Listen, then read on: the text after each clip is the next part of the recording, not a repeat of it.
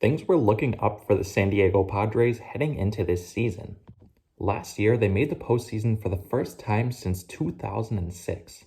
They finished the year at 37-23, and this was good enough to get them a berth in the NLDS to face off against their division rival LA Dodgers.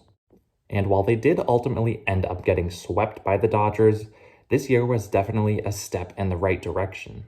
For a team that hadn't made the postseason since 2006, this was definitely a great year for San Diego fans.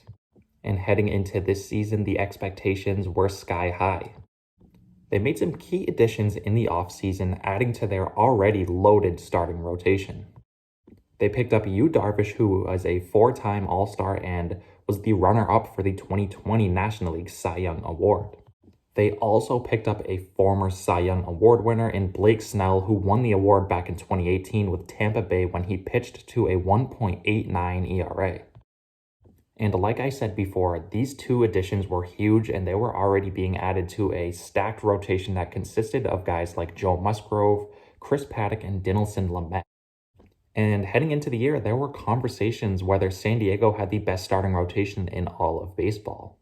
So yeah, it's clear to say expectations were at an all-time high for San Diego. People were even saying they were going to dethrone the LA Dodgers and win the National League West.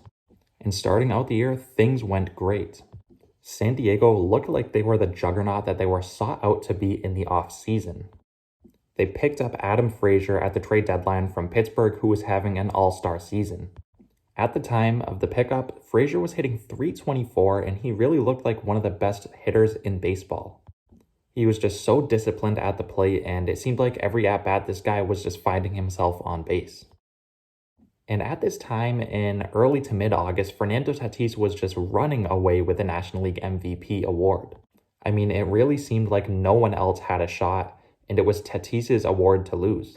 And not only was Fernando Tatis playing very well at the time, you have teammates like Manny Machado, who is quietly in the MVP conversation, Jake Cronenworth having an all-star type season. He was having a big breakout year. And all around, this San Diego team was just playing pretty well. In terms of pitching, Yu Darvish was pitching well. Blake Snell did not pitch well up to this point, but Mark Melancon in the bullpen was breaking out as one of the game's best closers. And by August 10th, San Diego was 67-49, and they were only 5 games back in the win column of San Francisco, who had 72 wins at the time, and only 1 back of the LA Dodgers, who had 68 wins. And at this point in the season, I really thought San Diego was just going to pick it up and break out, and I thought they were going to take the National League West. I mean, the addition of Adam Frazier, in my opinion, just put them over the top, and I thought it was just like a stacked lineup. Like, Adam Frazier at the time was probably the most ideal leadoff hitter in the game. I mean, the guy just got on base every single time, it seemed like.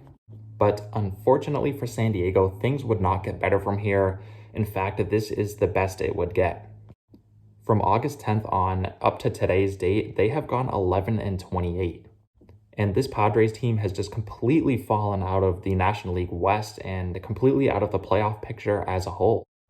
As we stand today, San Diego is 78-77, and they'll be lucky to finish the season over 500. They blew a lead against Atlanta last night, and with that loss, San Diego was officially eliminated from playoff contention. And I think a big part of this is due to their starting rotation.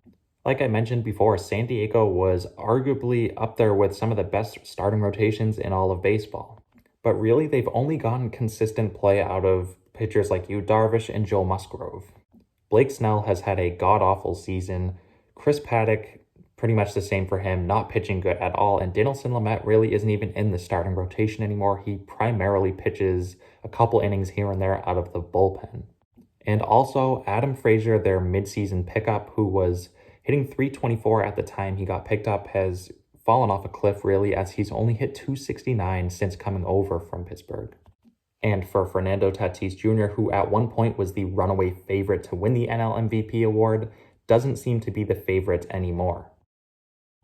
San Diego moved him from shortstop into the outfield, and it's really just gotten awful. Now, Tatis was having a very tough year defensively over at shortstop, as it seemed like all season he was up there with the league leaders in errors. So San Diego decided, hey, Tatis is athletic, let's throw him out in center field.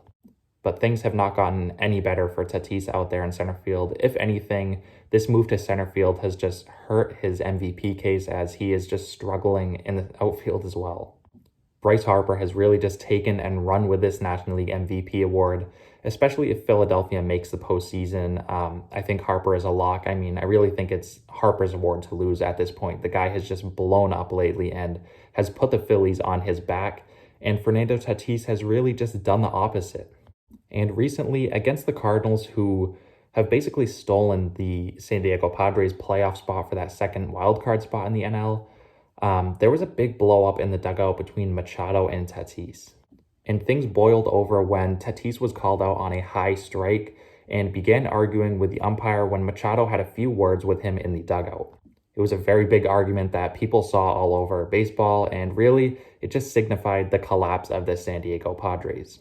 So with how big expectations were coming into this year, it is safe to say it has been a massive disappointment. San Diego is eliminated from postseason contention, and when you look back in March, people were predicting them to overtake the Dodgers and win the NL West, and that has just not happened. All in all, an extremely disappointing year for San Diego, who on paper had one of the best teams in baseball heading into the year.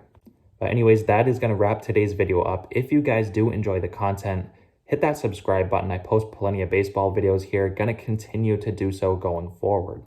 And as always, I want to thank you guys again so much for watching, and I'll see you next time.